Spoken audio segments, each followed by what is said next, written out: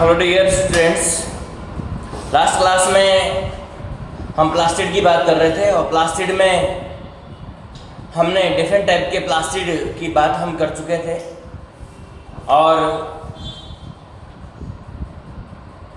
हमने क्रोमोप्लास्ट के बारे में बहुत सारी बातें उसमें कर ली थी।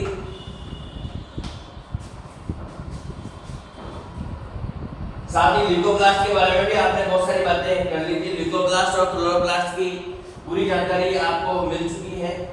आज हम प्लास्टिड का थर्ड पार्ट क्लोरोप्लास्ट के बारे में बात करेंगे। हिस्ट्री तो देखी हुई है, नेम वगैरह जो है क्लोरोप्लास्टिड सारी की सारी जो रिसर्च थी वो सब बेसिकली इसी के ऊपर है। यही सबसे इम्पोर्टेंट प्लास्टिड है और फोटोसिंथेसिस में सबसे बड़ा रोल इसी का होता है और सारे प्लांट जो ग्रीन कलर के होते हैं इसी की वजह से होते हैं। प्लांट्स का जो ग्रीन कलर होता है वो क्लोरोप्लास्ट की वजह से होता है, इसीलिए इसको हम ग्रीन प्लास्टिड के नाम से भी जानते हैं।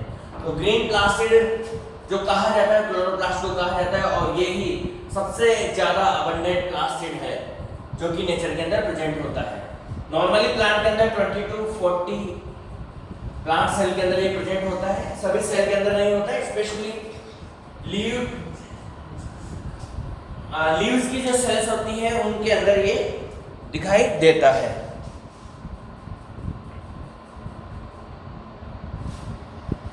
लीव्स की जो सेल्स होती है उनमें सबसे ज़्यादा अबंडेंट होता है और प्लांट अलग अलग टाइप के जो प्लांट्स होते हैं उनके अंदर भी ये अलग अलग नंबर में प्रेजेंट होता है। बहुत ज़्यादा वेरिएशन इसके अंदर पाया जाता है। एल्गी के अंदर जनरली ये एक ही होता है, बट कुछ एल्गी के अंदर भी इसकी नंबर जो है वो वेरी करती है। फिक्स नंबर किसी के अंदर नहीं है। प्लांट एक ही प्लांट के अंदर की जो अलग अलग सेल्स होती है उनके अंदर भी वेरी करती है अकॉर्डिंग टू देयर नीड। ठीक है, लीव्स जो होती है जैसे ओल्ड लीव्स होती है, उन ओल्ड लीव्स के अंदर इसके नंबर जो है ज़्यादा मात्रा में होते हैं।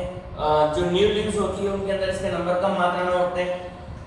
डार्क ग्रीन जो कलर आते हैं वो इसकी नंबर ज़्यादा होने की वजह से आते हैं। जो लो जो कलर आते हैं, लाइट ग्रीन जो कलर आता है वो लो अमाउंट होने की वजह से। तो आप इनकी जो नंबर है उसका आइडिया केवल इनके कलर से ही आप लगा सकते हैं कि डार्क ग्रीन कलर आ रहा है तो इसका मतलब है कि बहुत ज़्यादा अबंडेंट अमाउंट में जो है क्लोरोप्लास्ट प्रेजेंट है, और अगर लाइट ग्रीन आ रहा है तो इसका मतलब है कम अमाउंट में यहाँ पर क्लोरोप्लास्ट प्रेजेंट है।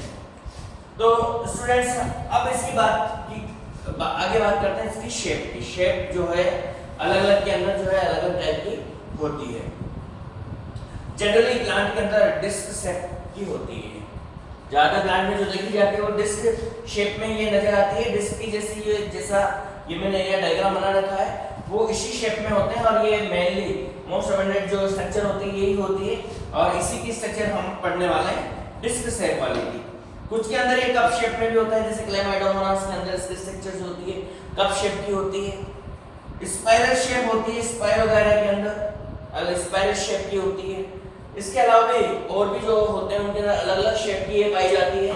फॉर एग्जांपल ग्रिडल शेप की होती है यूलोथ्रिक्स में। यूलोथ्रिक्स जो एल्गी होती है उसके अंदर ग्रिडल शेप की होती है। रेटिकुलेट शेप की होती है ये उडोगोनियम के अंदर। स्पाइरल शेप की होती है स्पाइरोगायरा के अंदर, ये अपन बात कर चुके हैं। स्टेलेट शेप की होती है जिग्निमा के अंदर। स्टेलेट मतलब स्टार के आकार की।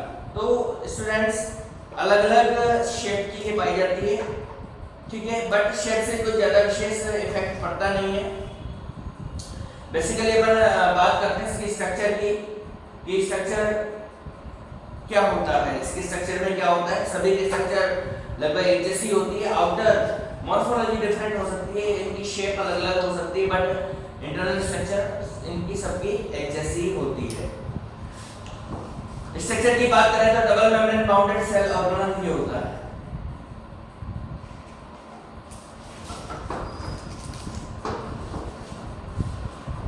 स्ट्रक्चर ऑफ क्लोरोप्लास्ट की अगर हम बात करें तो सबसे पहले जो बात निकल के आती है कि चारों तरफ डबल मेम्ब्रेन बाउंडेड होता है माइटोकॉन्ड्रिया की तरह। जैसे माइटोकॉन्ड्रिया की चारों तरफ डबल मेम्ब्रेन होती है उसी तरह से इसके चारों तरफ भी डबल मेम्ब्रेन होती है। बट उसकी मेम्ब्रेन और इसकी मेम्ब्रेन में क्या डिफरेंस है, उसके नीचे अंदर वाली जो मेम्ब्रेन वो फोल्ड होकर क्रिस्टी बना लेती है या क्रिस्टी नहीं बनाती। ठीक है। अब इसके इंटरनल स्ट्रक्चर की अगर हम बात करें, इंटरनल स्ट्रक्चर को हमने 2 पार्ट में यहाँ डिवाइड किया है, लेमिनर सिस्टम और मैट्रिक्स। ये जो ग्रीन कलर का मैंने बनाया है ये लेमिनर सिस्टम है, और बाकी जो ये व्हाइट बचा हुआ है या वो जो भी कुछ यहाँ पर सब्सटेंस इसके अंदर जो भरे हुए हैं, जो भी कुछ भरा हुआ है इस जगह पे, खाली जगह नहीं है, कुछ न कुछ सब्सटेंस यहाँ पर पड़े हुए हैं, इसको जिसके अंदर ये लेमिनर सिस्टम तैर रहा है उसको हम मैट्रिक्स कहेंगे। तो ये वाला मैट्रिक्स और स्ट्रोमा भी कह सकते हैं आप, चाहे स्ट्रोमा भी इसको कह सकते हैं, पर जनरली स्ट्रोमा जो है इसका यूज हम माइटोकॉन्ड्रिया में करते हैं, यहाँ पर आप इसका मैट्रिक्स वर्ड का ही यूज करेंगे।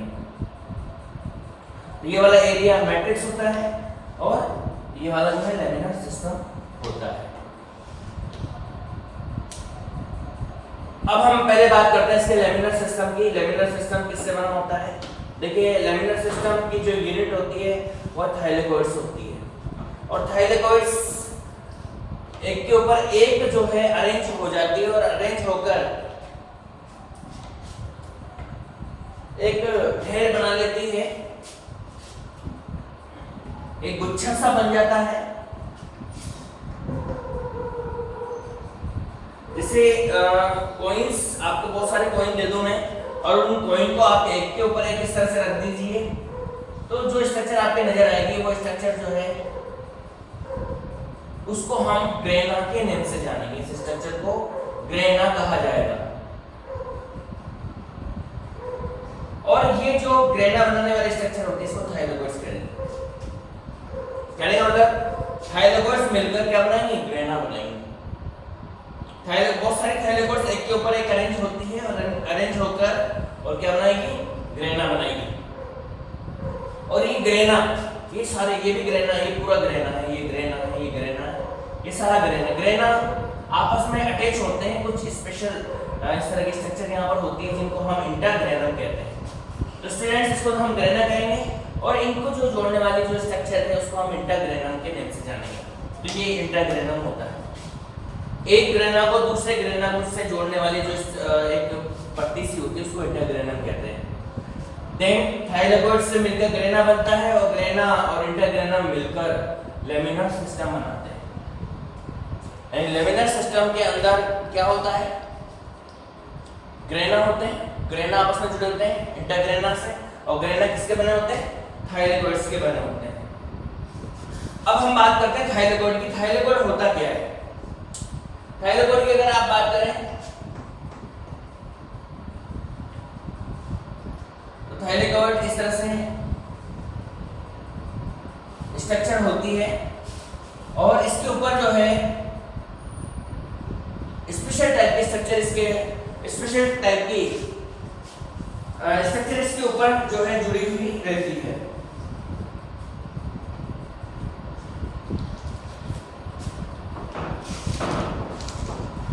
थाइलेकोइड्स जो होती है वो भी डबल मेम्ब्रेन बाउंडेड होती है, यहाँ पर भी डबल मेम्ब्रेन इसकी चारों तरफ होती है, और इसके ऊपर स्पेशल स्ट्रक्चर इस तरह से लटकी हुई सी रहती है जिसे क्वांटासोम कहा जाता है। और यूनिट ऑफ फोटोसिंथेसिस यही क्वांटासोम होते हैं। फोटोसिंथेसिस की जो यूनिट मानी जाती है वो इन्हीं क्वांटासोम के को मानी जाती है। इस क्वांटासोम के अंदर 250 क्लोरोफिल के मॉलिक्यूल्स रहते हैं। 250 या 230 से 250 मान लें, 232 250 के फिक्स नहीं होते। 230 से 250 क्लोरोफिल के मॉलिक्यूल इस एक क्वांटासोम के अंदर प्रेजेंट होते हैं, जो कि बेसिक यूनिट ऑफ फोटोसिंथेसिस होती है। तो लेमिनर सिस्टम की एक बार फिर से बात कर रहे हैं अपन।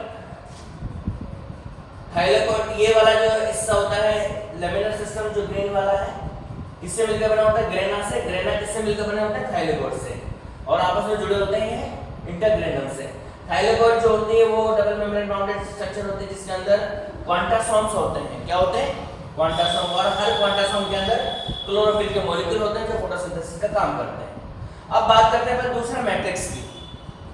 ये जो इसका बेस ग्राउंड मटेरियल है उसको हम मैट्रिक्स कहेंगे, और वही साइटोप्लाज्म की जैसे स्ट्रक्चर इसकी होती है, वही ऑर्गेनिक इनऑर्गेनिक सब्सटेंस यहाँ पर पड़े हुए रहते हैं। बट इसके अंदर क्या होता है, डीएनए होता है खुद का और राइबोसोम होते हैं, और डीएनए और राइबोसोम होने की वजह से ये कुछ अपने खुद के फंक्शन को कंट्रोल कर सकता है। खुद का डीएनए इसके पास है, इस वजह से अपने खुद फंक्शन ये कंट्रोल कर सकता है। इसी वजह से इसको भी ऑटोसोमल ऑर्गन कहा जाता है, ऑटोनॉमस ऑर्गन कहा जाता है। ठीक है, जैसे माइटोकॉन्ड्रिया सेमी ऑटोनॉमस ऑर्गन है, उसी तरह से ये भी सेमी ऑटोनॉमस ऑर्गन है। क्यों? क्योंकि ये भी अपने आधे फंक्शन खुद कंट्रोल करता है और आधे फंक्शन न्यूक्लियस कंट्रोल करता है। इस तरह से, इस वजह से इसको भी सेमी ऑटोनॉमस ऑर्गन कहा जाता है।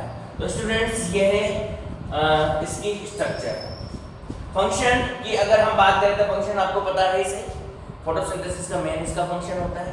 फोटोसिंथेसिस करने का काम ये करता है।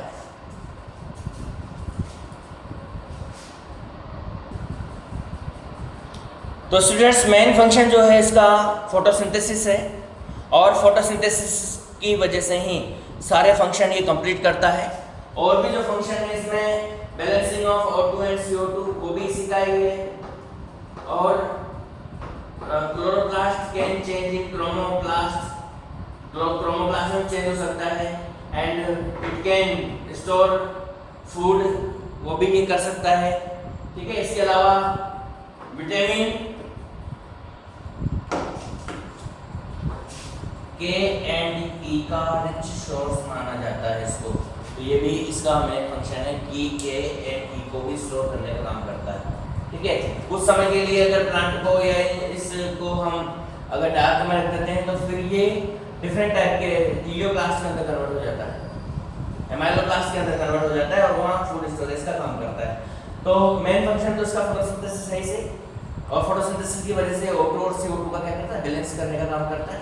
उसके अलावा फूड मटेरियल भी स्टोर ये करता है, और के का। तो ये 3-4 इसके सिंपल से फंक्शन है जो आपको आसानी से याद हो जाएंगे।